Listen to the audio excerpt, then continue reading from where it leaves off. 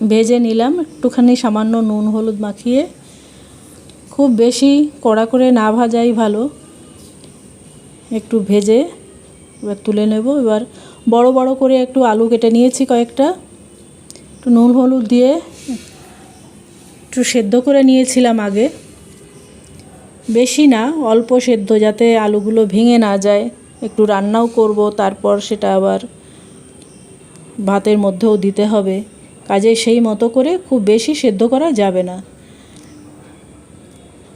আলুগুলো কেটে আমি একটু কাঁটা চামচ দিয়ে একটু ফুটো ফুটো করে নিয়েছিলাম ভেতরে, যাতে মশলাপাতিগুলো একটু ভেতরে ঢোকে, তাতে আলুতে স্বাদটা হবে খেতে।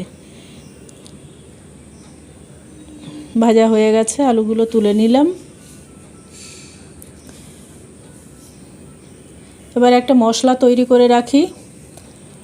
মশলাটা আগের থেকে একটু তৈরি করে রেখে দিলে না বেশ মশলাটা একটু সুন্দর থকথকে ভাব হয়, আর না হলে একটা খিচখিচ ভাব থেকে যায়, ওটা খেতেও ভালো লাগে না, খাওয়ার সময় মুখে পড়ে ভালো লাগে না।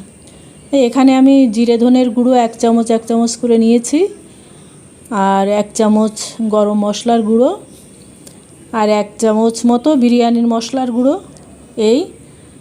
আর 1 চামচ লাল লঙ্কার গুঁড়ো। এটা দিয়ে একটু জল দিয়ে পেস্ট তৈরি করে রেখেছি।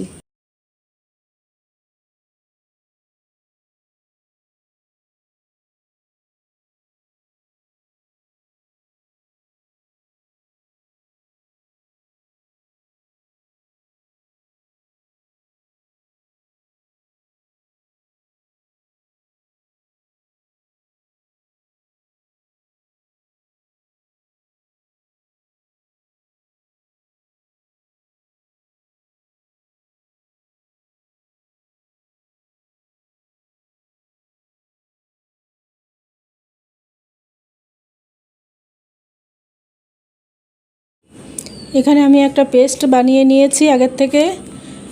এখানে প্রায় 6-7টা মতো কাজু আছে, 1 চামচ 2 চামচ মতো পোস্ত আছে।